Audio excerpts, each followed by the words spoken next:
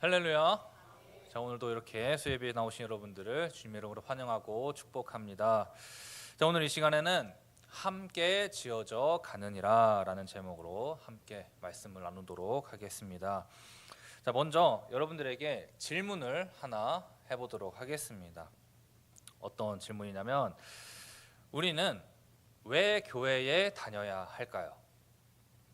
예수님만 믿으면 그 믿음으로 천국에 갈 수 있다고 하는데, 왜 우리가 교회라는 곳에 등록을 하고 매주 주일마다 출석을 해야 하는 걸까요? 믿음만 있다면 굳이 교회에 나오지 않아도 되는 거 아닐까요?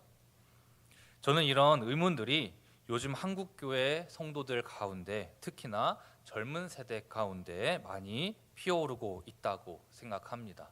왜냐하면 한국교회 자체에 대한 불신이 높아졌기 때문도 있을 것이고, 코로나 이후에 온라인 예배가 굉장히 많아진 영향도 있을 것입니다. 오늘은 그냥 피곤하니까 그냥 집에서 온라인으로 예배 드려야겠다 이렇게 생각하거나, 또는 아예 나는 이제 교회 안 나가고 유튜브로 그날 내가 좋아하는 목사님 설교 들으면서 그냥 그렇게 신앙생활 할래, 이렇게 하는 경우가 점점 많아지고 있다는 것이죠.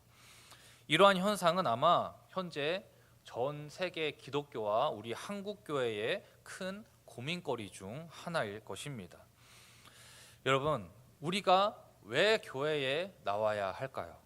이 질문에 대한 답을 한번 잘 생각해 보시기 바랍니다. 누군가는 그냥 어려서부터 다녀왔으니까 습관이 돼서 나오는 걸 수 있습니다.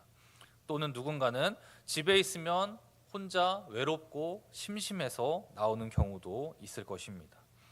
다시 말해서 우리가 왜 교회에 나와야 하는지에 대해서 우리가 아주 깊게 통찰해 본 사람은 사실 그다지 많지 않다는 것입니다. 왜 교회에 나와야 하는지 모르는 기독교인들이 많다는 것이죠. 그렇다면 여러분, 오늘 이 시간을 통해서 이 질문에 대한 답을 찾고 그 답을 마음속 깊숙이 새겨서 왜 교회에 나가야 되냐고 묻는 사람들에게 우리가 당당하게 대답해 줄 수 있게 되기를 주님의 이름으로 간절히 축원합니다. 자, 가장 먼저 이 질문에 대한 가장 직관적이고 확실한 대답이 고린도전서와 에베소서에 나와 있습니다.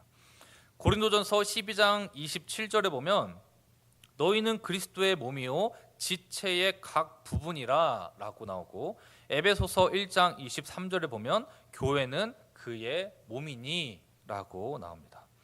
이 두 말씀을 종합해 봤을 때 우리는 그냥 직관적으로 알 수 있습니다. 어떤 걸 직관적으로 알 수 있냐면, 우리가 그리스도의 몸이고 교회도 그리스도의 몸이면 우리가 곧 교회구나 라는 사실을 우리가 알 수 있습니다.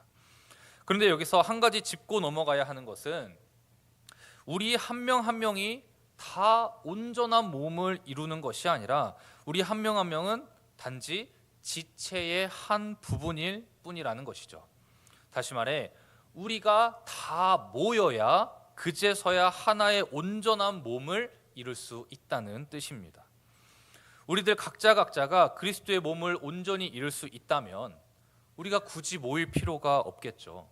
눈, 코, 입, 팔다리가 나한테 다 있는데 뭐하러 모이겠습니까? 불편한 게 없는데 말입니다. 하지만 우리는 몸 전체를 나 혼자 이루고 있는 것이 아니라 그저 몸의 일부분을 담당하고 있다는 사실을 반드시 깨달아야 합니다. 누구는 눈이고, 누구는 코이고, 누구는 팔다리의 역할을 맡고 있는 것입니다. 그렇기 때문에 혼자서는 그 누구도 완전한 그리스도의 몸으로서 살아갈 수가 없습니다. 혼자서는 갖은 노력을 다 한다 해도 결국 불완전한 교회로 남을 뿐입니다. 로마서 8장 28절을 보면, 하나님을 사랑하는 자 곧 그의 뜻대로 부르심을 입은 자들에게는 모든 것이 합력하여 선을 이루느니라 라고 나와 있습니다. 이 말씀처럼 주님의 선을 이루는 일을 우리가 온전하게 수행하는 건 혼자서는 역부족인 일이라는 것이죠. 그렇기 때문에 서로 합력하라고 말씀하고 있는 것입니다. 혼자서는 안 되기 때문에 하나님께 부르심을 받고 하나의 믿음을 가지고 있는 모든 이들이 합력을 해야 비로소 가능한 일이다라고 하는 것입니다. 혼자가 아니라 함께 모였을 때 나오는 그 시너지를 통해서만이 주님의 몸된 교회로서의 선을 이룰 수 있는 줄 이 시간 믿으시기 바랍니다. 그런데 이렇게 생각하는 사람들이 있을 수 있습니다. 어떤 생각을 하는 사람들이냐면 나는 교회에서 별로 존재감 없는데, 뭐 딱히 교회에서 내가 하는 일도 없는데 내가 뭐 주님의 선을 이루는데 뭐 보탬이 되겠어?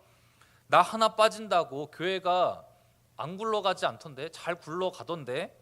봐봐, 나 저번 주에 약속 있었어. 주일 예배 한번 빠졌는데 뭐 교회에 뭐 문제 있었어? 아무 문제 없었잖아. 교회 잘만 굴러가던데 내가 합력 하나 안 하나 뭐 달라지는 거 있을까? 이렇게 생각하는 사람이 있을 수 있다는 겁니다. 여러분, 이에 대해서 저는 이렇게 생각합니다. 우리 몸에는 여러 가지 신체 기관들이 있습니다. 여러분들이 생각하기에 우리 몸에서 가장 존재감이 큰 신체 기관은 어디입니까? 당연히 머리가 제일 존재감이 클 거고요. 그 다음에는 뭐 눈이 있을 수 있고 손이 있을 수 있고 발이 있을 수 있고 우리 심장이 있을 수 있겠죠. 이것처럼 이런 것들이 우리 몸에 대표적으로 존재감이 큰 신체 기관들입니다. 그렇다면 반대로 우리 몸에서 존재감이 없는 곳은 어디일까요? 뭐 손톱이 있을 수 있고 속눈썹이 있을 수 있고 땀구멍, 또 눈물샘 등등 평소에 우리가 별로 신경 안 쓰는 작은 신체 기관들이 있습니다. 이처럼 분명히 우리 몸에서도 존재감이 큰 신체 기관과 존재감이 거의 없는 신체 기관들이 있습니다. 그렇다면 존재감이 없는 신체 기관들은 존재감이 없는 만큼 우리에게 필요가 없는 걸까요? 딱히 없어도 되는 걸까요? 만약에 우리에게 손톱이 없다면 손끝을 보호할 게 없어서 지금보다 더 자주 다치게 될 것입니다. 또 속눈썹이 없다면 먼지가 눈으로 필터 없이 막 들어오겠죠. 가뜩이나 요즘에 미세먼지도 많은데 그 미세먼지가 우리의 눈으로 직격으로 그냥 들어오게 될 것입니다. 또 땀구멍이 없다면 땀이 나지 않으니까 체온 조절도 안 되고 몸 안에 노폐물을 제대로 배출시키지 못할 것입니다. 여러분, 교회에는 정말 다양한 사람들이 모여 있습니다. 우리가 그 다양한 사람들을 여러 가지 기준으로 나눌 수 있겠지만 이 시간에는 한번 이렇게 나눠보면 좋을 것 같습니다. 바로 교회에서 존재감이 큰 사람과 존재감이 없는 사람, 이렇게 두 부류로 한번 나눠보자는 것입니다. 자, 그러면 교회에서 존재감이 큰 사람은 어떤 사람들일까요? 앞장서서 이것저것 많이 하고 봉사에 항상 앞장서서 많이 하고 또 여러 가지 일들을 도맡아서 하는 사람들이겠죠. 반대로 교회에서 존재감이 없는 사람들은 어떤 사람들일까요? 그냥 교회에 나와서 조용히 예배만 드리고 가는 사람들일 것입니다. 교회에 나오는 사람들을 이렇게 두 부류로 나눈다면 사람들에게 칭찬받는 성도는 누구일까요? 당연히 앞장서서 교회의 모든 일들에 봉사하고 헌신하는 사람들이 칭찬받을 것입니다. 모집 또 누구 김건사 뭐 이것도 해 저것도 해 이러면서 대단해 이러면서 칭찬을 하게 될 겁니다. 자, 그런데 하나님한테 칭찬받는 사람은 누구일까요? 복음서에 나오는 달란트 비유에 대해서 여러분들 잘 아실 겁니다.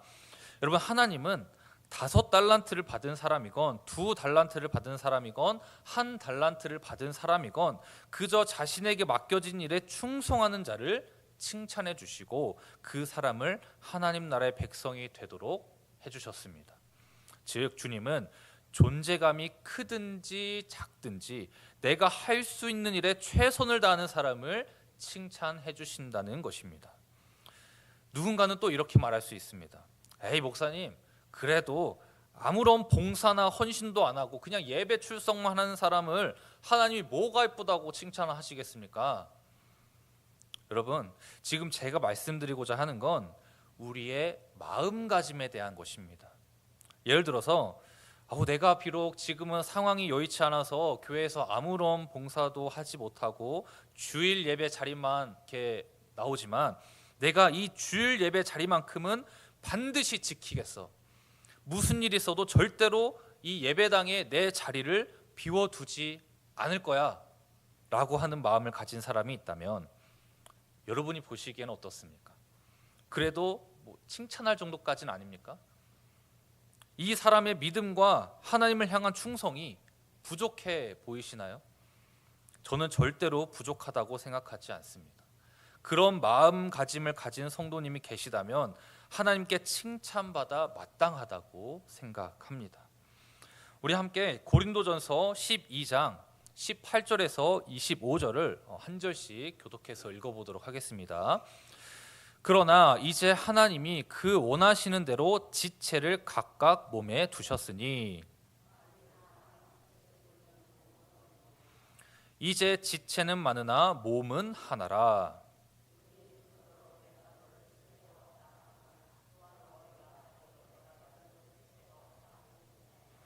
그뿐 아니라 더 약하게 보이는 몸의 지체가 도리어 요긴하고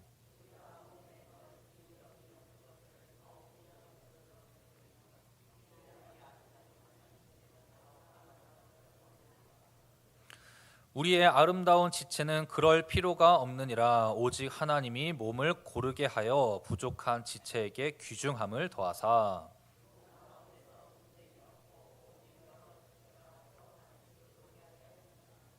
아멘. 여러분, 우리 몸에 손톱이나 땀구멍이나 속눈썹이 필요가 없습니까? 아닙니다. 우리가 편안하게 살기 위해서는 이것들이 분명 필요합니다. 이것들이 없어지는 순간 우리의 일상생활은 즉시 불편해집니다. 마찬가지로 교회에 특별히 봉사하는 일 없이 그냥 예배 출석만 하는 사람이 있다면 그 사람은 교회에 필요가 없는 사람입니까? 절대로 아닙니다. 우리가 방금 읽은 이 고린도전서 12장 21절을 다시 한번 보겠습니다. 우리 함께 한번 읽어보겠습니다. 시작. 눈이 손더러 내가 너를 쓸 데가 없다 하거나 또한 머리가 발더러 내가 너를 쓸 데가 없다 하지 못하리라. 아멘. 누구도 교회 안에서 서로를 향해서 왈가왈부할 수 없다는 것입니다. 근데 중요한 건 이것이 자기 자신에게도 적용된다는 사실입니다. 아까 말씀드렸죠. 나는 교회에 존재감이 없는 사람이다. 그러니 내가 있으나 마나 상관없다라고 하는 그렇게 생각하는 사람이 있을 수 있다고 했잖아요. 그것처럼 그런 사람들에게 이 말씀이 적용된다라는 거죠. 나는 교회에 매주 나올 필요 없는 것 같은데, 나는 교회에서 아무 일도 안 해도 될 것 같은데, 내가 아무것도 안 해도 우리 교회는 잘만 굴러가, 이렇게 생각하는 사람이 있는데, 여러분, 내가 교회에 필요한지 안 필요한지는 내가 정하는 게 아닙니다. 하나님은 교회에 필요 없는 사람을 부르시지 않는 줄 믿습니다.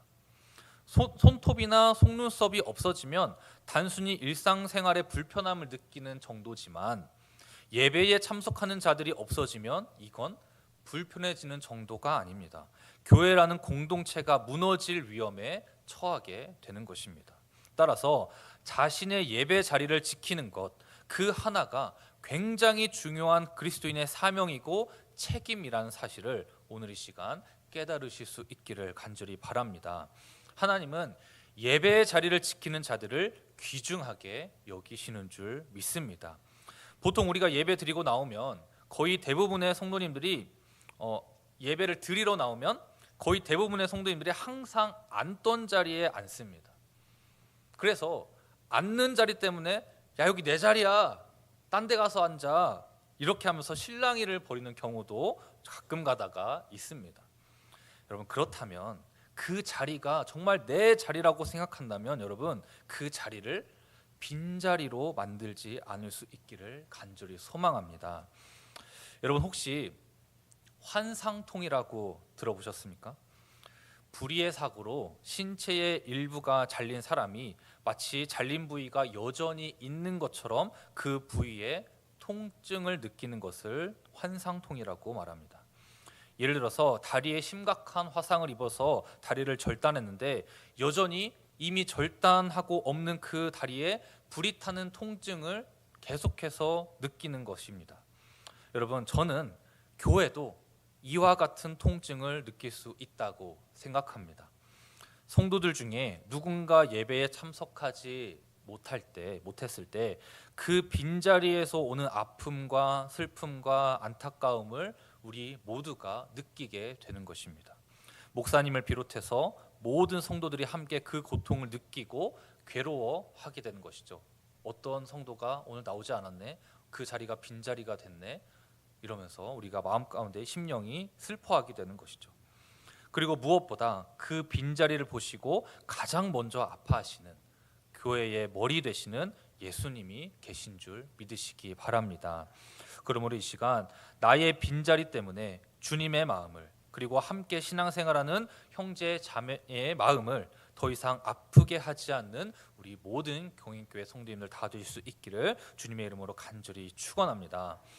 다음으로 사람들이 궁금해하는 것이 하나 있습니다.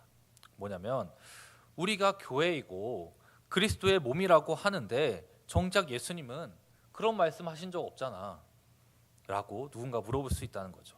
그것은 사실입니다. 예수님은 교회를 세우라고 우리에게 직접적으로 말씀하신 적이 없습니다. 단지 베드로에게 너는 베드로라, 내가 이 반석 위에 내 교회를 세우리니 음부의 권세가 이기지 못하리라 라고 하신 적은 있습니다. 그런데 이 말씀이 교회라는 건축물을 세우라고 하신 건 아니라는 겁니다. 본질적으로 교회는 건축물이 아니라 우리들 한 명 한 명이 예수 그리스도의 몸된 교회이자 하나님이 거하시는 성전임을 의미한다라는 것입니다. 아마 방금 저의 이 말을 듣고 의아하신 분들이 계실 수 있습니다. 왜냐하면 분명히 오늘 설교는 교회에 왜 다녀야 하는지 알려주는 말씀이었는데 우리 각자가 교회이자 하나님이 거하시는 성전이라면 더 교회에 나올 필요가 없는 것 아닌가? 라고 하는 생각이 들 수 있기 때문입니다. 하지만 이 의문에 대한 대답은 당연히 NO입니다. 아니다 임이죠. 우리 각자가 모두 그리스도의 몸된 교회이자 하나님이 거하시는 성전인 것은 맞습니다. 하지만 그렇다고 그것이 교회에 다니지 않아도 되는 이유가 되는 것은 아닙니다.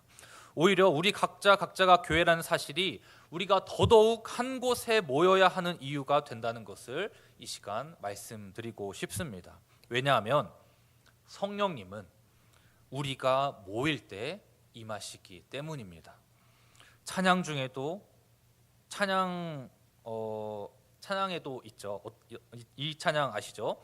우리 모일 때 주 성령이 임하리, 이 찬양 아시나요? 여러분, 성령님이 임하시는 거랑 우리가 교회에 모여야 하는 거랑 무슨 상관관계가 있는 걸까요? 이제부터 설명을 드릴 텐데 한번 잘 들어주시기 바랍니다. 성령님이 우리 안에 들어오시면 우리는 인간의 몸을 입고서 우리 안에는 성령 하나님이 거하는 자들이 됩니다. 이걸 다른 말로 이야기하면 어떻게 이야기할 수 있냐면 우리는 성육신한 자들이다라고 말할 수 있습니다. 즉 우리는 다 예수님처럼 성육신한 자들이라는 거죠. 우리 안에 성령님이 계시기 때문에 우리는 인간이지만 우리 안에 성령님이 계시기 때문에. 그런데 우리가 알고 있는 사람 중에 가장 먼저 이 일을 행한 사람이 있습니다. 누구죠? 인류 역사상 가장 먼저 성육신한 사람이 누굽니까? 인간의 몸을 입고 오셨지만 그 내면의 본체는 하나님이신 사람이 있었습니다. 바로 예수 그리스도십니다. 자, 그럼 여기서 우리와 예수님이 본질적으로 똑같은 성육신을 한 것일까요? 그렇지는 않습니다. 만약 제가 그렇다고 얘기하면 저는 이단 사이비가 되는 겁니다. 그러므로 이 부분이 가장 중요한 부분임을 말씀드립니다. 우리는 절대로 예수님과 똑같을 수는 없습니다. 예수님과 우리는 분명한 차이를 가지고 있는데 뭐냐면 예수님은 예수님 자체로, 즉 혼자만의 능력으로 성육신이라는 하나님과의 연합이 가능한 분이셨습니다. 하지만 우리는 그렇지 않습니다. 우리는 나 혼자만의 힘으로 하나님과 연합할 수 없습니다. 그래서 하나님은 어느 특정한 한 명에게 성령을 보내주신 것이 아니라 우리 모두에게 성령을 보내주신 것입니다. 여러분, 하나님이 나 한 명에게 성령을 보내주신 게 아니라 우리 모두에게 성령을 보내주신 이유는 온전히 주님과 연합하기 위해서, 그리고 온전히 합력하여 선을 이루기 위해서 혼자 있지 말고 한데 모여 있으라는 것입니다. 한데 모이라는 것입니다. 그러므로 여러분, 우리가 한데 모여 예배할 때 우리 안에 성령님이 임하셔서 우리를 하나님과 하나 되게 하실 줄 믿습니다. 아멘. 결국 교회는 그냥 건축물이 아니라 불완전한 성도들이 그리스도인의 완전에 이르기 위해서 모인 영적인 공동체라고 할 수 있는 것입니다. 따라서 나와 하나님과의 진정한 연합은 개인적으로 일어나는 것이 아니라 오직 이 영적인 공동체 안에서만 일어날 수 있는 것임을 여러분 믿으시기 바랍니다. 우리가 교회 공동체 안에서 하나님과의 연합을 이루면 우리는 이 세상에서 참된 그리스도인으로서 살아갈 수 있습니다. 이걸 거꾸로 뒤집어 말하면 참된 그리스도인이 되기 위해서는 하나님과의 연합을 이루어야 하는데, 하나님과의 연합을 이루는 일은 나 혼자서는 안 되고 우리가 함께 한데 모인 교회 안에서 가능하다는 것입니다. 여러분, 분명히 구원이라고 하는 것은 개인적인 일입니다. 개인적인 것입니다. 내가 믿는다고 해서 내 옆 사람이 같이 구원받는 것은 아닙니다. 하지만 그렇다고 해서 나 혼자만 생각하는 것은 결코 주님의 뜻이 아니라는 것입니다. 주님은 우리가 서로 사랑으로 교제하는 것을 원하십니다. 물론 세상에서도, 우리가 세상, 교회 밖의 세상에서도 사람들과 사랑으로 교제할 수 있겠죠. 하지만 교회 안에서, 성령님의 임재 안에서 일어나는 교제는 그 안에서 아주 특별한 일이 발생하게 됩니다.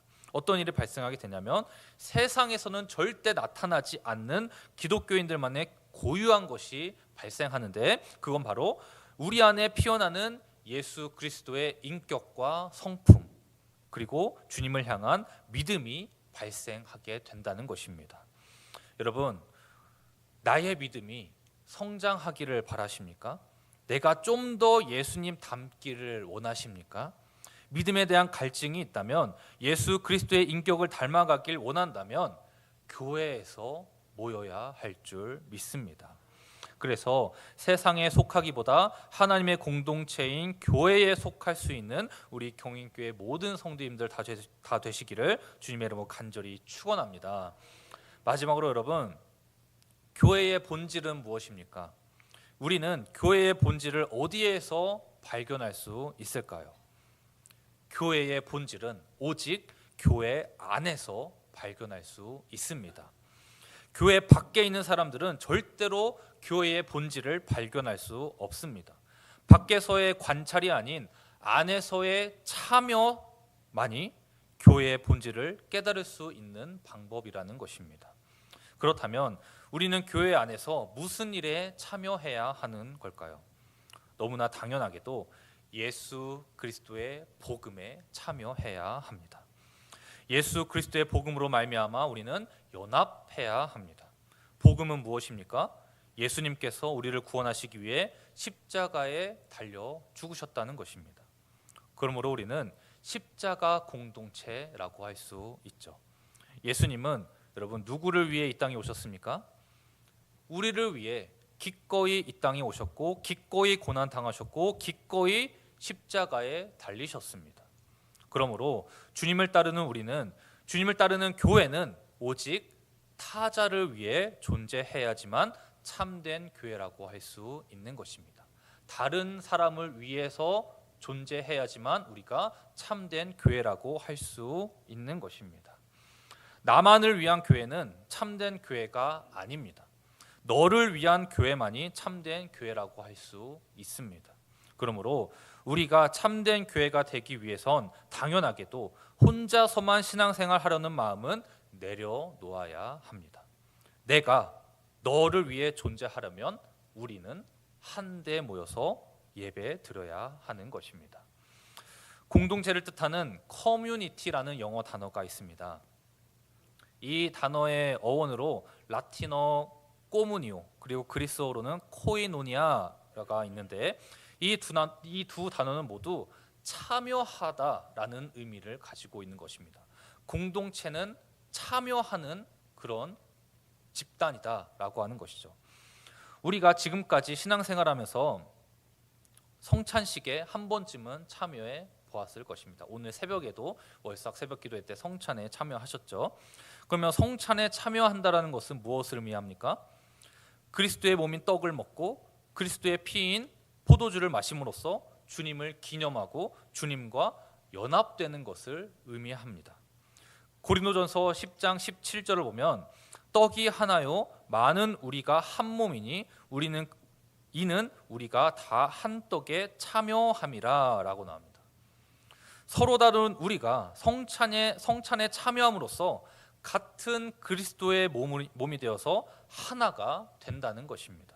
따라서 이미 성찬에 참여해본 저와 여러분은 그리스도의 몸으로 하나가 되어 연합되어 있는 것입니다. 그러니 우리는 앞으로 어떻게 해야 되느냐? 에베소서 4장 3절을 보면 이렇게 말하고 있습니다. 우리 한 목소리로 함께 읽어보겠습니다. 시작.